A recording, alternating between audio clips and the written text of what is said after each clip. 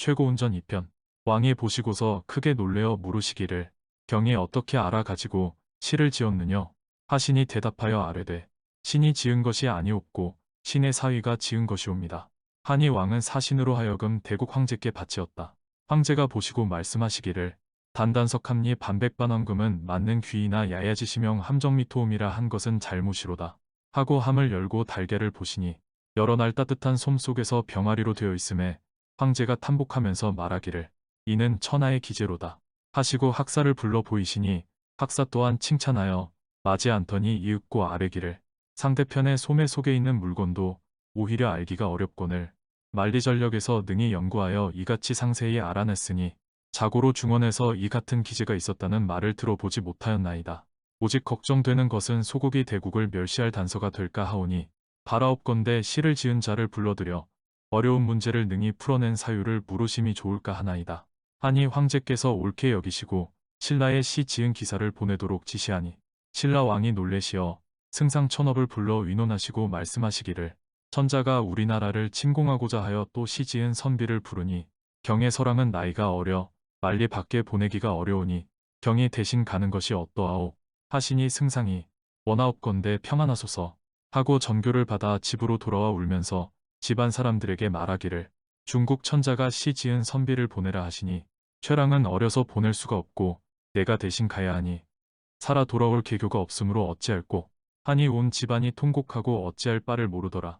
나씨가 최랑에게 말하기를 천자가 시 지은 선비를 부르는데 아버님께서 대신 가신다 하나 만리장도에 돌아오시기가 어려울 뿐만 아니라 반드시 큰 화를 입으실 것이오니 부녀간의 정의의 측은함을 참지 못하겠나이다. 하니 최랑이 이르기를 승상께서 대신 가실 수 없소. 응당 내가 가야 하오. 하니 운영이 말하되 이제 당신이 나를 버리고 만리 밖에 가시면 어찌 능히 평안히 돌아올 수 있겠나이까? 하며 운영이 눈물을 흘리니 최랑이 위로하여 말하기를 그대는 이태백의 시를 들어보지 못하였소. 천생아제 필요용하라. 지금 중국에 들어가면 특별한 대우를 받아 승상이 될 것이며 금이 환영하는 영광을 그대에게 보일 것이니 즐겁지 않소. 대장부 세상에 태어나서 천하를 두루 돌아다니는 것은 진실로 장부에 할 일이오늘 어찌 돌아오기 어려움이 있겠소. 내 말을 의심치 말고 승상께 자세히 말씀드리시오. 하니 운영이 들어가서 승상께 최랑의 말이 자기가 응당 가겠다 하옵니다. 하고 최랑의 이야기를 말씀드리니 승상이 이를 들으시고 말하기를 어질도다 우리 최랑이여 어린 나이로 그런 말을 하다니 참으로 어질지 않고서야 그와 같겠느냐 하고 대궐로 들어가 아뢰기를 신의 사위 최랑이 스스로 가기를 청하옵고 대신 갈 수는 없다고 하나이다. 하니 왕께서 경이 이미 사위를 대신 보내기로 하였다면 사위를 보냄이 좋겠소 하시더라. 이에 대답하여 아뢰기를 신의 사위 나이는 어리지만 재주와 학문이 신보다 10배나 더 뛰어납니다. 만약 신이 대신 갔다가 황제께서 다시 시를 지으라고 하여 감히 시를 짓지 못하면 전일에 우리나라의 빛남이 도리어 헛되게 되겠기로 최랑을 보내고자 하옵니다. 하는지라 왕께서도 옳게 여기시고 허락하시더라. 다음날 치원이 아련하는데 왕께서 물으시기를 너의 나이 몇이나 되었느냐 하시니 대답하여 아뢰기를 12살이옵니다. 하니 왕께서 나 어린아이가 중국에 들어가서 능히 감당해 내겠느냐 하심에 대답하기를 만약 나이가 많아야 큰 일을 감당해 낼 수 있다면 우리나라에서는 나이 많은 사람으로서 함 속의 물건을 알아내지 못하고 어찌하여 저를 곤란케 하셨나이까? 하니 왕께서 돌연 놀라시며 다시 묻기를 내가 중원에 가면 어떤 방법으로 천자를 대하겠느냐 하시니 아뢰기를 어른이 어린이를 대하매 어른의 도로서 어린이를 대접하지 않으면 곧 어린이는 어린이의 도로서 어른을 섬기지 않을 것입니다. 이제 중국이 대국의 도로서 소국을 대접하지 않으면 어찌 소국의 도로서 대국을 섬기겠나이까? 그런데 이제 그렇지 아니하고 도리어 치고자 하여 석함에다 달걀을 넣어 우리나라에 보내어 시를 지으라 하고 또 질투하여 시 지은 선비를 보내라 하니 그 뜻을 알지 못하겠나이다.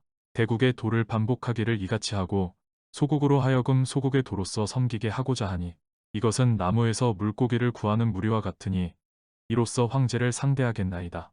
하니 왕이 그 말을 기특하게 여기고 자리에서 내려오셔 손을 잡으시며 말씀하기를 내가 중원에 들어간 이후 너의 가족은 짐이 마땅히 맡아서 돌보며 외복과 음식을 주어 내가 돌아오기를 기다릴 것이니와 지금 내가 떠남에 있어서 어떠한 물건을 원하느냐 하시니 대답하기를 다른 물건은 원치 않고 50척 되는 사모를 원하옵니다. 하니 왕이 즉시 만들어 주시었다. 치원이 이에 사은 배사하고 나와서 자칭 신라 문장 최치원 12세라 하더라. 치원은 중원을 향하여 떠남에 있어서 먼저 패문을 보내니 빛나는 명성이 원근에 전파되어 중원의 모든 사람들이 제주의 뛰어남이 천하의 제일이고 고금에 들어보지 못한 일이라 하여 모두 보고자 하였으나 미치지 못할까 걱정하더라. 바닷가에 이르러 온 집안 식구가 잔치를 베풀고 치원을 전송하는데 운영은 이별의 슬픔을 이기지 못하여 한 수의 시를 지어 읊었다. 내용인즉 백조쌍쌍표 운연하니 고범거거 첩청천이라 별주안가 무호해하니 작년 수첩야 등전이라. 백조는 쌍쌍이 짝을 지어 구름 속에 나부끼고 돛담배는 가다 가다 푸른 하늘에 닿았어라. 이별술의 노래 곱것만 기쁜 생각 전혀 없고 오랜 세월 등불 앞에 인해 시름 쌓이리라. 하니 치원이 화답하여 웃되 동방에야 맞고 수하니 취대화용 공쇠모라. 차거공명 당차 취하니 여군부 귀군유라. 동방의 밤마다 괴로워 말고 시름마오. 화창한 고운 얼굴 쇠해질까 두려움네. 이번 가면 공명응당 가져와서 그대에게 부귀 주어 즐겁게 살아보리 하더라. 제인과 작별하고 배를 타고 첨성도에 이르니 배가 돌며 나아가지 않는지라. 치원이 사공에게 까닭을 물으니 대답하기를 이 섬에 신이 있다더니 아마 용의 소행인가 하옵니다. 한번 올라가 보았으면 합니다. 하거늘 치원이 배에서 내려 섬으로 올라가니 한 소년서생이 있는지라. 치원이 묻기를 너는 어떠한 사람이냐 하니 그 서생이 일어나서 경배하고 대답하기를 저는 용왕의 둘째 아들 이목이옵니다. 하거늘 치원이 또 묻기를 어찌하여 여기에 왔느냐 하니 대답하기를 이제 들으니 선생이 천하문장으로서 이곳을 지나신다 하기에 왕께서 한번 뵙고자 저를 보내어 매시고자 이곳에 왔나이다. 함으로 치원이 이르기를 용왕은 수부에 있고 나는 양계에 있는 고로 수륙의 길이 달라 우마불상급이언을 한번 가서 뵙고자 한들 어찌 이룰 수 있겠나. 그러고 또한 행색이 바쁨에 어찌 여가가 있어 수궁에 가서 놀겠느냐 하니 이목이 말하기를 제가 사는 곳은 인간계와는 달라 공성의 학문이 없는 까닭으로 어찌할 도리가 없다가 이제 다행히 선생을 만났으니 어찌 하늘의 도우심이 아니겠소이까. 함에 치원이 갈 길이 바쁘다고 사양하니 이에 목이 간청하며 말하기를 잠시 동안이니 선생은 눈을 감으소서 하는지라. 치원이 이목이 시키는 대로 하니 치원을 등에 업고 바위 밑으로 들어가니 용왕이 기다리고 있는지라. 목이 용왕께 보고하니 크게 기뻐하며 나와 맞이하고 마주 앉아 주연을 베푸는데 소반에 차려 놓은 음식과 접시가 세상 것과는 전혀 다르더라. 용왕이 학문을 청하니 치원이 씻어 몇 편을 내어 보이니 용왕이 기쁨을 이기지 못하고 인하여 용공서책을 보이는데 그 글이 전주와 같아서 알지 못하겠더라. 치원이 길이 바빠 떠나려 하자 용왕이 말하기를 문장이 다행히 수부에 오셔 쉬시지도 않고 돌아가시려 하니 나의 마음이 매우 섭섭하오. 나의 둘째 아들 목이 제주와 기운이 사람에 월등하니 만일 데리고 가신다면 비록 어려운 일이 있더라도 능히 당해낼 것이오. 하니 치원이 허락하고 고별한 후에 이목과 함께 돌아오니 사공이 바위 밑에 배를 닿아 놓고 울고 있다가 치원을 보고 하는 말이 어디 갔다 이제 오십니까? 하니 치원이 용왕이 간곡히 청하는 고로 잠시 갔다 왔네. 함에 사공이 다시 말하기를 어제 명공께서 제 지내실 때 별안간 일진 광풍이 일어나고 물결이 용소 숨치고 대낮이 캄캄해지기로 제사를 지내도 용신이 내려오지 않아 그런가 하고 울었거니와 어찌하여 용왕은 청해 오지 않았나이까. 하거늘 치원이 말하되 용왕이 내려오지 않은 것은 내가 수궁에 들어간 때일 것이로다. 의심하지 말게. 함에 사공이 저 사람은 누구십니까? 하고 물음에 저 사람은 수부의 현인일세 하고 알려주니 어찌하여 여기에 왔나이까 하고 묻는지라. 함께 중원에 갔다 올 것일세. 그리고 어제 광풍이 일어나고 어두워진 것은 이 사람이 여기에 오느라고 그랬네. 대답하고 돛을 달고 떠나니 오세군기가 항상 돛대 위를 감돌았으며 맑은 바람이 서서히 불어오고 물결이 일지 않더라. 가다가 중이도에 다다르니 일찍 비가 오지 않아 적지철리라. 그 섬 사람들이 문장이 왔다는 소문을 듣고 몰려나와 절하며 맞이하고 애걸하기를 이 섬이 불행하여 한재태심함으로 만물이 다 죽게 되었습니다. 대연을 만났으니 명공의 덕으로 죽어가는 목숨을 건져주시기 바라옵니다. 하니 치원이 말하기를 비가 오고 안 오는 것은 하늘의 뜻이거늘 내가 어찌하겠소 하더라. 이에 섬사람이 말하기를 대연께서 정성을 다하여 기원하면 하늘이 반드시 감동할 것이오니 원하옵건대 명공께서 10분 성도하시어 죽어가는 백성을 살려주시옵소서 하는지라. 치원이 이목을 돌아보며 말하기를 그대가 비를 빌어 나를 위하고 죽어가는 섬사람들을 살려줄 수 없겠소. 하고 이목에게 강청하니 이목이 그렇게 하기로 하고 산 속으로 들어갔다.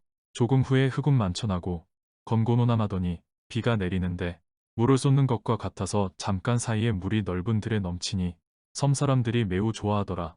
이목이 산에서 내려와 치원의 옆에 앉아 있는데 다시 구름이 모이고 우레 소리가 진동하면서 폭우가 쏟아지더니 청의 귀승이 붉은 칼을 들고 치원에게로 내려오는데 이목이 자기의 죄를 아는지라 재빨리 뱀으로 변하여 치원이 앉은 밑으로 들어가 몸을 숨기었다.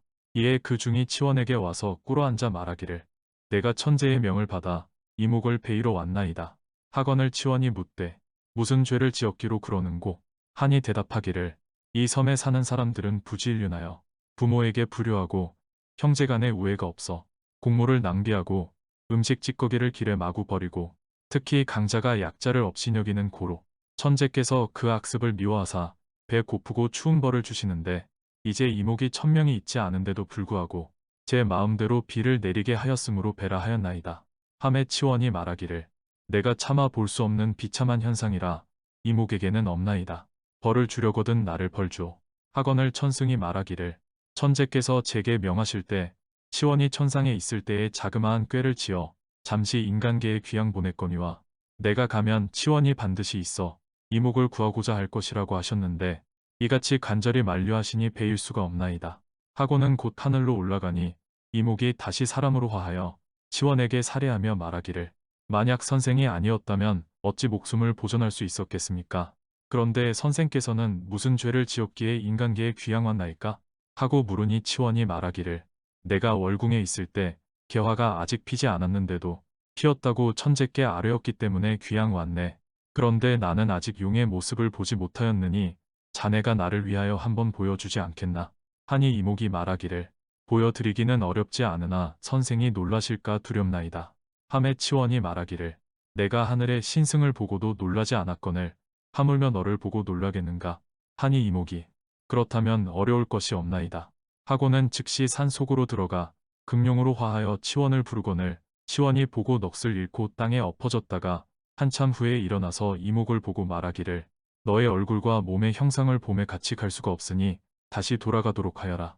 하니 이목이 말하기를 제가 아버님의 명을 받들어 외시고 갔다 오려 하였는데 아직 중원에 가지도 못하고 어찌하여 돌아가라 하십니까? 하니 치원이 이르기를 이제 중원이 멀지 않고 또 위험한 일도 없으니 사양 말고 돌아가도록 하라. 하니 이목이 선생이 보내고자 하시니 거역하지 못하나 선생께서는 다만 용의 형상만 보시고 용의 조화를 보지 못하였으니 한번 보시지 않겠나이까? 하니 치원이 허락하고 용왕 앞에 나아가 아들을 보내준 정을 살해하였다. 이에 이목이 작별을 고하고 큰 청룡으로 변하여 용약대 후성하니 동천지하며 가더라. 치원이 절강에 이르자 주막집에 한 노파가 술을 내어 대접하고 이어서 간장 적신 솜을 주며 말하기를 이 물건이 비록 보잘것없으나 반드시 쓸 곳이 있을 것이니 잘 간수하여 가지고 가십시오. 하건을 치원이 받아 가지고 능원 땅에 이르니 길 옆에 한 노인이 팔짱을 끼고 있다가 치원에게 묻기를 선비는 어디로 가시나이까? 하고 물으니 치원이 말하기를 중원으로 갑니다. 하니 그 노인이 슬픈 표정을 지으며 이르기를 당신이 중원에 들어가면 반드시 큰 화가 있을 것이니 부디 조심하시오. 만일 조심하지 않으면 반드시 살아서 돌아가기가 어려울 것이오. 하는지라 치원이 절을 하고 그 까닭을 물었다. 노인이 이르기를 당신이 닷새를 가면 큰 물에 당도할 것이오. 그 물가에 젊은 미녀가 앉아 있는데 우수봉헌하고 좌수봉옥일 것이니 그대가 나아가 공손히 절하고 그 여인에게 물어보면 반드시 자상하게 가르쳐 줄 것이오. 하거늘 닷새를 가니 과연 그 말과 같은지라 치원이 경배하니 그 여인이 묻기를 무엇하는 사람인가요? 하니 치원이 말하기를 신라 사람 최치원이 올시다. 하니 또 묻기를 무슨 일로 어디로 가시오? 하니 치원이 이유를 고하고 중원으로 간다고 하니 그 여인이 경계하여 이르기를 중원은 대국이라 소국과는 다릅니다. 천자가 그대 온다는 말을 듣고 문을 9이나 더 만들어 놓고 맞이할 것이니 그대는 그 문으로 들어가면서 조금도 방심하지 마시고 조심하시오. 큰 화가 닥쳐올 것입니다. 하고 인하여 차고 있던 주머니 속에서 부작을 내어주며 경계하여 이르기를 첫째 문에서는 이 붉은 글씨를 쓴 것을 던지고 둘째 문에서는 흰 글씨 쓴 것을 던지고 셋째 문에서는 푸른 글씨 쓴 것을 던지고 넷째 문에서는 누런 글씨 쓴 것을 던지면 화를 면할 수 있을 것이오. 하는지라 치원이 눈을 들어 살펴보니 그 여인이 호령간 곳이 없더라. 치원이 배에서 내려 걸어가는데 그를 보고자 몰려온 사람들이 시를 이룬 듯한데 그의 사람됨이 용모 옷과 같고 동정이 우아하여 모두들 천상랑이라 하더라. 치원이 낙양에 이르니 한 학사가 묻기를 해와 달은 하늘에 걸려 있는데 하늘은 어디에 걸려 있는고 하니 치원이 대답하여 말하기를 산과 물은 땅에 실려 있는데 땅은 어디에 실려 있는고 하거늘 그 학사가 능히 문답을 하지 못하더라. 황제는 치원이 온다는 말을 듣고 치원을 속이고자 첫째, 둘째, 셋째 문 안에 땅을 파고 그 안에 여러 명의 악인을 넣어 놓고 경계하여 명하기를 치원이 들어오거든 풍악을 요란스럽게 울려 정신을 못 차리도록 하고 또 함정 위에다 엷은 소판을 깔고 그 위에 흙을 덮어 잘못 밟으면 빠져 죽게 하라 하시고 또 넷째 문 안에는 사나운 코끼리를 숨겨 놓은 후에 치원을 들어오게 하였다. 이에 치원이 의관을 정제하고 문으로 들어가려는데 사모의 뿔이 문에 걸려 들어갈 수가 없는지라 치원이 탄식하며 말하기를 비록 소국의 문도 뿔이 닿지 않거늘 하물며 대국의 문으로서 어찌 이같이 작고 낮은가 하며 들어가지 않고 서 있는지라 황제가 듣고 매우 부끄러이 여기고 즉시 문을 헐게 하고 다시 들어오라 불렀다. 이에 문으로 들어가는데 땅 속에서 요란한 악성이 들리는 고로 붉은 부작을 던지니 조용해졌다.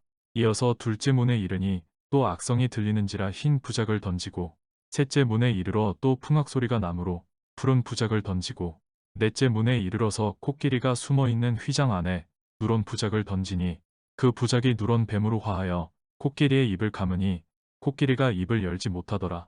이리하여 무사히 들어가니 황제는 치원이 아무런 화를 입지 않고 문을 지나 들어왔다는 말을 듣고 크게 놀라며 이 사람이 과연 천신이로다 하더라. 다섯째 문에 이르니 학사들이 좌우로 줄지어 서서 다투어 서로 묻는 것이었다. 치원은 대답하지 않고 시로써 응대하니 학사들이 칭찬하지 않는 이 없었다. 순식간에 지은 시가 불가승기더라.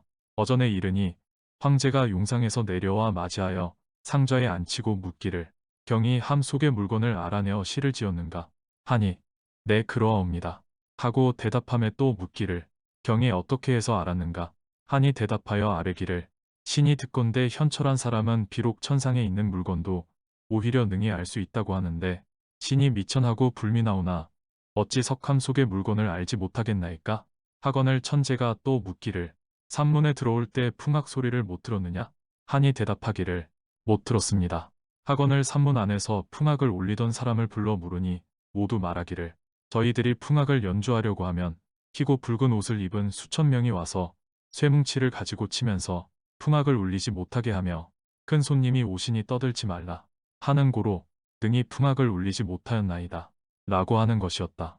황제가 크게 놀래어 사람을 시켜 가보게 하였더니 땅굴 속에 큰 뱀이 우구르부라였다.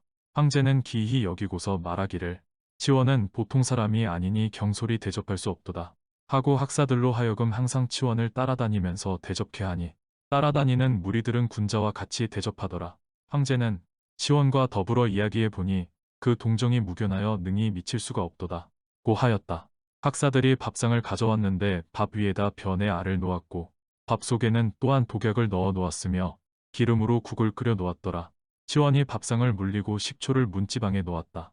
황제가 그 까닭을 물으니 대답하기를 밥 위에 내 알에 별을 놓은 것은 저의 이름을 묻기 위한 것이옵고 제가 식초를 문에다 놓은 것은 천하문장 최치원이라는 뜻이옵니다. 하니 이에 황제가 듣고 매우 기이하게 여기는지라 치원이 또 말하기를 비록 소국에서도 간장으로 국을 끓이고 기름은 등불에 쓰거늘 이제 국그릇을 보니 기름으로 국을 끓였으니 알지 못하겠거니와 대국에서는 간장으로 등불을 씁니까? 함에 황제가 다시 가져오게 하여 치원에게 주었으나 젓가락을 휘휘 저을 뿐 먹지 아니하고 말하기를 우리나라에서는 소인이라도 죄 있으면 죄를 밝혀 스스로 벌을 받도록 하고 죄가 없는 사람은 몰래 죽이지 아니합니다. 함으로 황제가 듣고 그게 무슨 말이냐 하거늘 치원이 대답하기를 이제 지붕의 새소리를 들으니 밥 속에 독약이 있어 먹으면 죽는다고 합니다. 하니 황제는 알지 못하고 웃으며 말하기를 경은 어찌하여 허망한 말을 그처럼 하는가 하는지라 이에 치원이 젓가락으로 밥을 헤쳐보니 과연 독약이 들어있어 밥그릇에 색이 누렇게 변해 있었다. 황제는 밥상을 물리치고 사과하면서 천재로다. 사람으로는 속일 수가 없구나. 이제 밥을 바꾸어 오라 할 것이니 들라. 하고 그 후로 황제는 치원을 더욱 후대하였다. 그해 가을 괴나무가 누렇게 물든 과거 보는 계절에 천하의 선비들이 모여 태학궁에서 과거를 베풀었는데 선비의 수가 무려 8만 5천 명이나 되었다. 여러 선비들이 치원과 더불어 장원을 다투었으나 치원이 장원에 뽑혔다. 이에 황제는 수많은 상금을 치원에게 하사하였다. 황제의 친시가 있던 날 쌍룡이 하늘에서 내려와 시를 취해 가지고 하늘로 올라갔다. 황제는 치원에게 경이 지은 시를 하늘이 취해 가서 그 잘 지은 여부를 알지 못하겠노라 하므로 치원이 다시 써 보이니 황제는 칭찬하면서 아름답도다. 치원의 시여. 천하에 어찌 이와 같은 시가 있으며 이로 인하여 하늘이 취해 갔으리라 하고 장원을 시키고 같이 급제한 사람과 함께 7일간 육아하게 하니 그 영화로움이 급진하였다. 마침내 치원을 문신 후에 봉하고 수년이 지났다.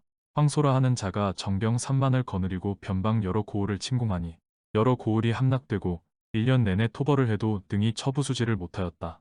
이에 황제는 치원으로 대장을 삼고 가서 치게 하였다. 치원이 황소한테 가서 싸우지도 않고 격서를 써서 보냈다.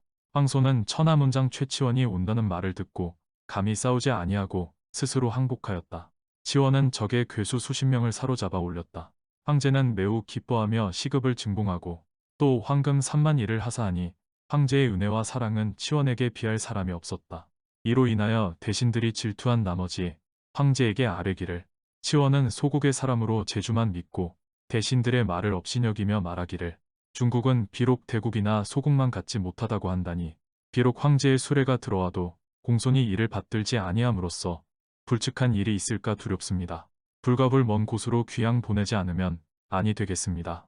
하니 황제도 옳게 여기고 곧 남쪽 바다의 외로운 섬으로 귀양 보냈다.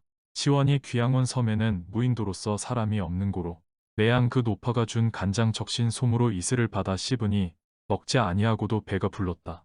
한 달이 지난 후 황제는 치원의 생사를 알아보고자 사자를 보냈다. 치원은 미리 알고서 다 죽어가는 소리로 대답하니 사자가 돌아가서 보고하기를 대답하는 소리가 작고 가늘어 목숨이 조석에 달려있는 듯하옵니다. 하거늘 대신들이 치원을 찾아가서 너는 소국의 비천한 몸으로 중국에 들어와서 가진 수단을 다 써서 임금을 속여 유행벼슬을 얻었으나 세력을 믿고 남을 없이 여기다가 이제 그 재앙을 받아 굶어 죽게 되었구나 하며 조롱하더라. 이때에 안남국 사람들이 공무를 가지고 중국으로 들어가다가 마침 치원이 귀양살이하고 있는 섬에 이르러 문득 보니 섬 위에 한 선비가 중들과 같이 앉아 글을 읽고 있고 선녀 수천 명이 좌우로 늘어서서 혹은 술잔을 올리고 혹은 노래를 부르고 있는지라 배를 멈추고 한참 보다가 올라가 선비에게 시를 지어 달라고 청하니 선비는 즉시 시를 지어주더라. 사자들이 중국으로 들어가서 황제에게 바쳤더니 황제가 묻기를 어떠한 사람의 시인데 이렇듯 청하한고 하니 대답하여 신들이 남해의 섬을 지나오는데 섬 위에 한 선비가 있어 중과 더불어 같이 앉아 글을 읽는데 선녀 수천 명이 좌우로 모시고 있기에 신이 시를 지어달라고 청하였더니 그 선비가 지어준 것입니다. 하므로 황제는 군신을 불러서 시를 보이며 이 시는 필시 치원의 것이 분명하오. 먹기를 끊은 지 석 달이니 어찌 살아있을 리가 있겠는가. 아마 치원의 홀령이 지었을 것이다. 하며 괴이쩍게 여기고 사람을 보내어 치원을 불러오게 하였다. 치원은 백마한 피를 봉우리에 메어 놓고 청이동자를 시켜 길들이고 있다가 큰 소리로 응답하기를 너는 어떠한 사람이관데 내양 현자의 이름을 함부로 부르느냐. 내 무슨 죄가 있어 나를 이 절도에 귀양 보내고 이같이 와서 못살게 구느냐. 함에 사자가 돌아가서 그대로 보고하니 황제가 놀라 하늘이 낳은 사람을 죽일 수 없노라 하고는 조서를 보내어 치원을 불렀다. 치원이 말하기를 중국의 신하들이 직분을 다스리지 아니하고 제주를 시기하고 투기하여 황제를 속여 참소하고 황제도 그것을 믿으니 군자가 머무를 곳이 못 되는 나라이다. 가서 황제에게 고하라. 나는 마땅히 고국으로 돌아가겠노라고 하고 용차를 쓰니 화하여 청룡이 되어 옆으로 누우니 다리를 만들었는지라. 치원이 낙양에 이르니 황제가 묻기를 경이 절도에 있는 석 달 동안 한 번도 꿈속에 보이지 않았음은 어째서인가. 온 천하에 나의 신하가 아닌 자가 없다고 하였는데 이로써 말한다면 내가 신라의 사람이요 신라에서 났다고 할지라도 신라 또한 나의 땅이요 너의 임금 또한 나의 신하이거늘 내가 나의 사자를 업신여김은 무슨 까닭인가 하는지라. 치원이 마침내 글자 한 자를 공중에다 쓰고 그 위에 뛰어올라 걸터 앉아서 황제에게 말하기를 그러면 여기도 또한 폐하의 땅이오 하니 황제가 크게 두려워하고 엎어지고 넘어지며 용상에서 내려 머리를 조아리고 사죄하더라. 이에 치원이 소인이 참소하는 말을 참말로 듣고 신으로 하여금 죽을 땅에 두게 하였으니 어질지 못한 임금은 사람의 어질을 알지 못한다더니 이를 두고 한 말이로다. 하고 소매 속에서 사자를 내어 땅에 던지니 화하여 푸른 사자가 되어 치원이 사자를 타고 구름 사이로 들어가서 고국으로 돌아오는데 신라의 지경에 이르니 여러 사람이 시냇가에 모여 있기에 치원이 그 까닭을 물으니 국왕이 출류하셨습니다. 하고 속여서 대답하였다. 치원이 가서 보니 수렵하는 사람들이었다. 그들 중에 아는 사람이 있어 치원에게 내 그대를 위하여 이 수레를 팔겠노라 고 하더라. 치원은 마침내 사마를 타고 서울 동문 밖에 이르니 마침 국왕이 출류하다가 치원이 사마를 타고 지나가는 것을 보고 사람을 시켜 불러오라 하였다. 보니 치원인지라 국왕이 꾸짖기를 그대가 국왕 앞에서 말을 타고 지나간 죄는 마땅히 죽어야 하겠으나 나라에 공이 많은 것을 생각해서 용서해 주거니와 이후로는 이런 짓을 하지 말라 하더라. 치원이 집으로 돌아와 보니 나승상은 이미 죽고 없었다. 그는 마침내 아내 나씨를 데리고 가야산으로 들어갔으니 가히 기이하다 하겠다. 준이와 윤이 잘 들었니? 이 작품은 조선시대 때의 괴기 소설로 최치원을 모델로 한 것인데 지은이는 알려져 있지 않다. 최치원은 신라 말기의 학자로 자는 고운 해운이고 시호는 문창우이다. 경주 사량부 사람으로 12살에 당나라에 유학하여 17살 때 과거에 급제하여 선주표 수현이를 거쳐 승무랑 시어산의 공봉이 되어 자금어대를 하사받았다. 고변의 종사관으로 황소의 난에 따라가 경문을 써서 이름을 높였으며 28살에 귀국했다. 진성왕 7년에 견당사에 임명되었지만 도둑이 횡행하여 가지 못하고 이듬해 시무십여 조를 내어 아찬이 되었다. 뒤에 그는 어지러운 세상에 절망하여 각지에 놀러 다니며 풍어를 읊다가 마지막에는 가야산 해인사에 들어가 여생을 보냈다고 한다. 고려 태조 왕건이 건국하자 그의 학풍을 듣고 글로써 문답을 나누었다고 하며 그의 문인들도 고려에 벼슬한 자가 많았다. 이 작품의 내용은 어려서부터 하늘나라의 선비와 교유하여 문장이 대성하고 모르는 것이 없는 최고온이 중국으로 가서 지략으로 사람들을 놀라게 하고 그 뒤 황소의 난을 평정했지만 대신들의 시기로 남해의 외딴섬에 유배되었다가 도술로서 천자를 놀래주고 귀국하여 가야산에서 일생을 마쳤다는 이야기이다. 최치원을 모델로 하고 있다고는 하지만 구성은 전부 허구로서 최치원의 출생 과정부터가 사실이 아니며 나승상의 딸을 취하는 과정도 그렇다. 최치원이 중국으로 들어가는 연령이 12살인 것만 역사적 사실과 같다. 중국으로 들어가는 동기도 허구인데 이와 같이 지은이는 최치원을 출생 과정부터 초인적으로 표현했으며 그에게 초인적인 도수를 부여하고 있다. 최치원이 중국으로 들어가는 해상에서의 이야기도 신기할 뿐 아니라 중국에 들어와서는 중국의 문인들을 능멸하는 많은 시를 지어 그들을 놀라게 했으며 어질지 못한 중국의 황제가 자기 앞에 엎드려 사죄하도록 함으로써 우리 민족의 실력을 과시하고 있다. 소설 속에서나마 우리 민족의 우위를 도모한 작품이라고 할 수 있다.